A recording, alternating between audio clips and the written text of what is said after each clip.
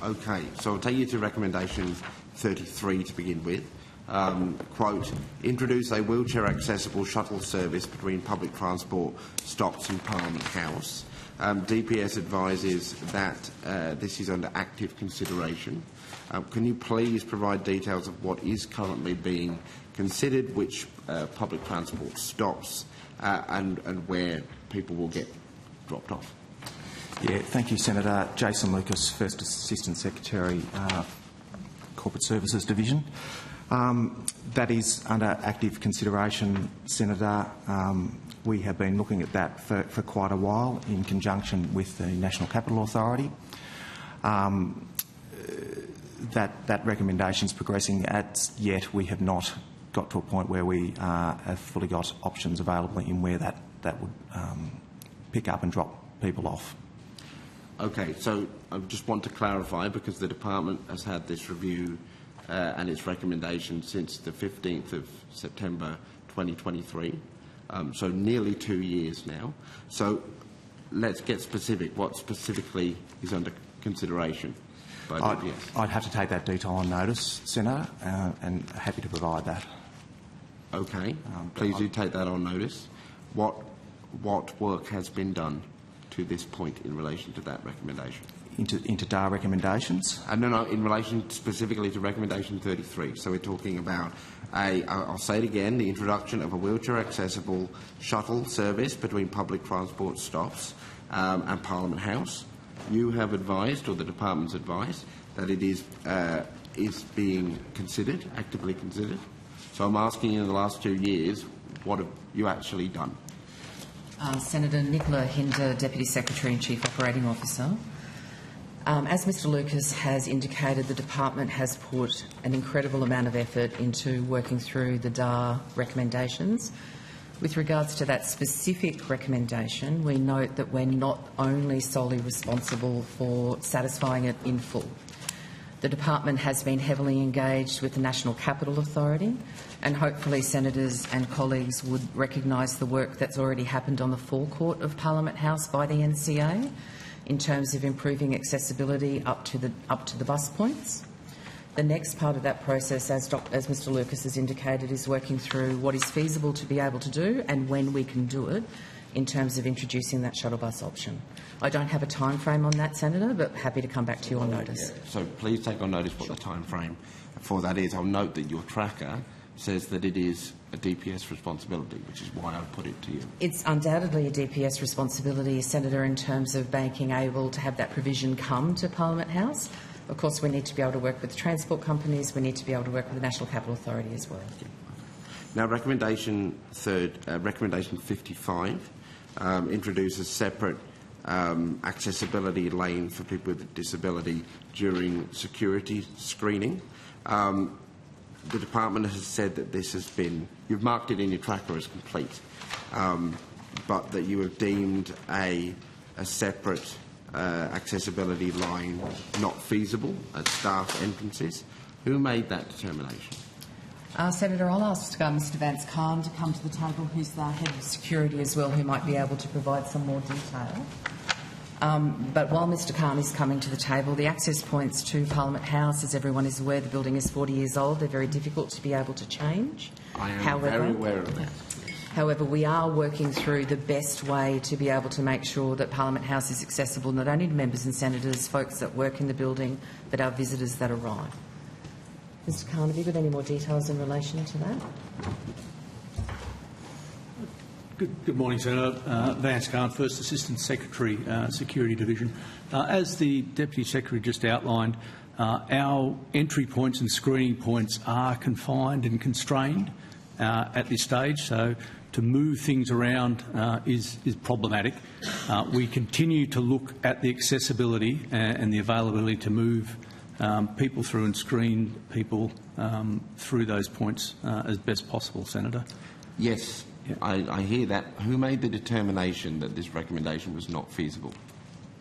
I'll have to take that on notice, Senator. Okay. Because in your explanation, and I'll just give it to you verbatim, you say a dedicated accessibility line was considered and determined not to be feasible at staff entrances as they are single lane entrances.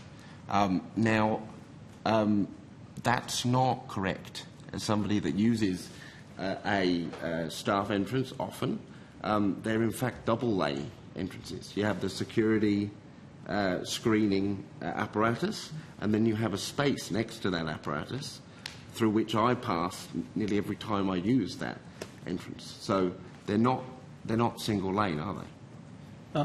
You have a dual lane. What you're referring to, Senator, I understand, is the ceremonial entrances which parliamentarians access. No, I'm referring to the staff entrance next to the ceremonial lane, which I don't often use myself. But yes, so we have the staff entrance with a metal detector, and then next to it a significant space through which I pass because the security screening structure is not wide enough for my chair. So it's in fact a double-laned space. To put two lanes in there at this stage with the equipment we have, Senator, is not feasible, but we are looking at the variety of equipment that we can use to make that possible. So, Minister Khan, you made the determination that it wasn't feasible. No, I'll take that on notice, Senator. No, I did not make that specific. You just said it wasn't feasible.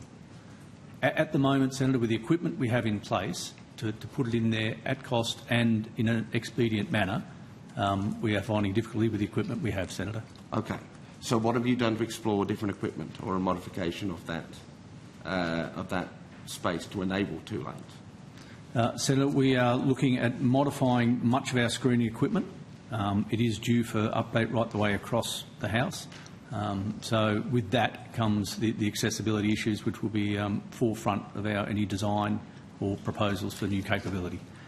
You go on to say in this recommendation explanation section, at the main entrance, 2 lanes are always staffed by default, which consistently keeps pace with normal rates of entry and allows a flow of people to continue if screening of a person in one line takes a little longer than normal, i.e. to assist visitor accessibility needs, a parent or carer, a pram, or to undertake additional secondary screening measures.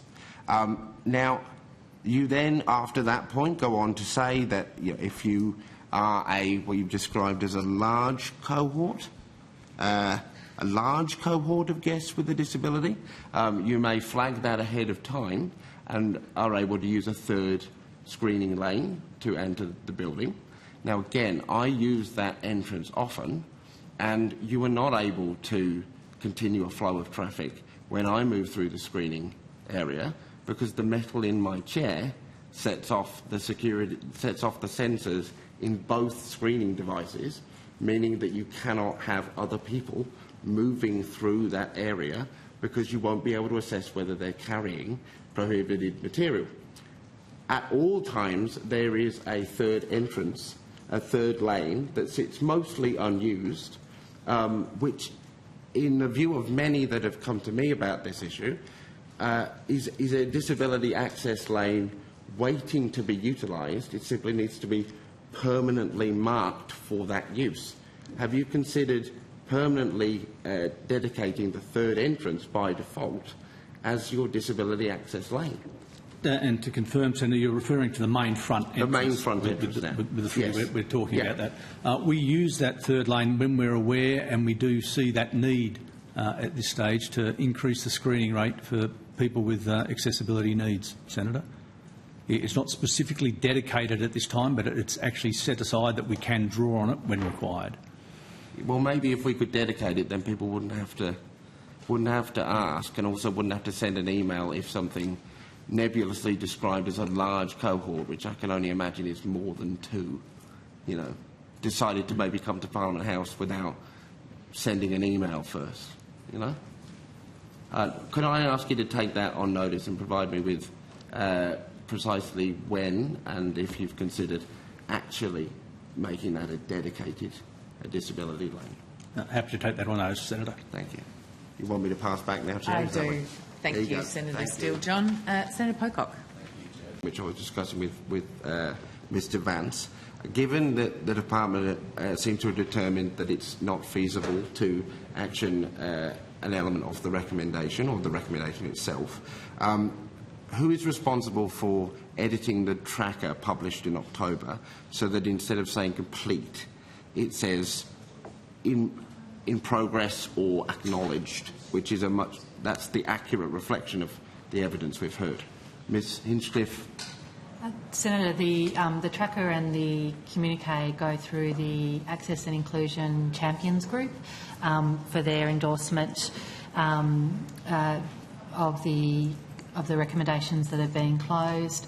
The Access and Inclusion Champions Group consists of members from each of the parliamentary departments and the Parliamentary Workplace Support Service, and so it has their endorsement. But I take on board the comments that you've made. Thank you. So can you confirm that the status will now be changed from complete? Is it not complete? Sorry, Senator. Well, you haven't accessed that. You haven't actioned that recommendation. We'll have another look at that one, Senator. Thank you. Okay. So taking us now to recommendation 68, install a lower height or adjustable height section at the front pass issue desk. Now, this is something that disabled people visiting the building have raised with me often, that it is too high. I find it difficult, quite frankly, to do the signing that I'm required to do. The DPS's tracker states that this project has commenced. Does it include a height adjustable desk? When it is expected to be completed? By project, I mean the scoping project to address the issue. Sure. I'll ask Mr Lucas to come forward.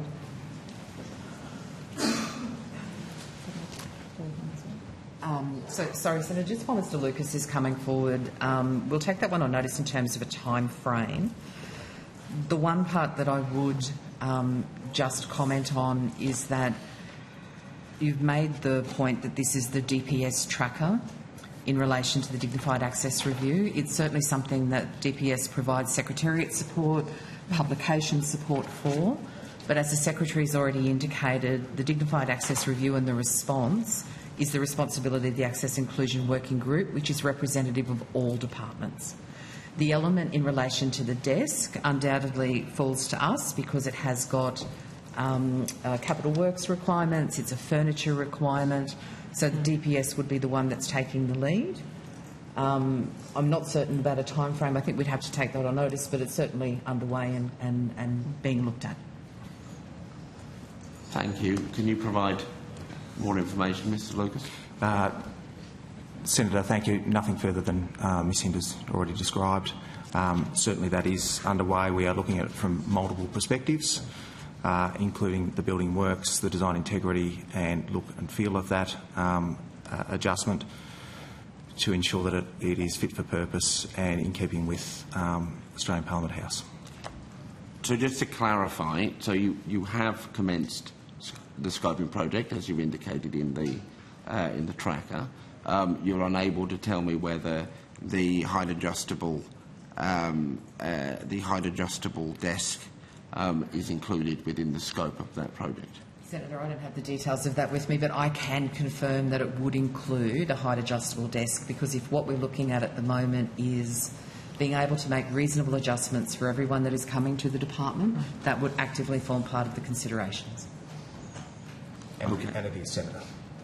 Okay, thank you. Now we'll go to recommendation 71. Provide automated adjustable tables with braille indicators in meeting rooms. Now I note that this is to be implemented in new and refurbished rooms. In August of 2025, DPS opened a trial privacy space on level 1. My understanding is that this was refurbished in 2025. Why does it not include an adjustable table with braille and tactile features? Senator, in relation to the privacy space, which is under trial at the moment, we took the opportunity to be able to test and to look at how it's being used, to be able to keep the costs as efficient and effective as possible. We're reusing furniture that is already held in the department's stores. As part of the review for the future and ongoing use of the privacy space, which will be conducted in Q1, we will be having a look to make sure whether or not it is the Parliament's view that this remains a permanent fixture, and then what it actually needs to be able to make sure it's meeting the needs of everyone that other building occupants authorised to use the room and able to use the room. Okay. So, Senator Steele-John, we're going to rotate the call. If you would just ask your last question. yes, Chair, I'll go to recommendation 94 related to the lifts in the building. It states that we must, as the Parliament, ensure that door dwell times are at least 8 seconds, and this is marked as complete. Can DPS confirm that all lifts now meet this standard, and when was that last tested? Senator, I'll take on notice, but I am confident that work has been completed. I'll take on notice when it was completed. And if my understanding is incorrect, of course, I'll clarify that. And when it was last tested? Absolutely. Yes, thank you. I'll go a little bit further on that, Senator, if you like. Certainly that was one of the, I suppose, quick wins out of the DAR. Of course, the DAR is 339 recommendations, and I'm delighted to say we've been able to get to 69 of quite meaningful elements here for building occupants. In terms of the elevator door dwell time, that was one of the first activities completed in, I think it was sort of the Q1, so just over 12 months ago. Okay. Thank you. You're going to rotate. Thank you. Authorised by J. Steele-John, Australian Greens, Canberra.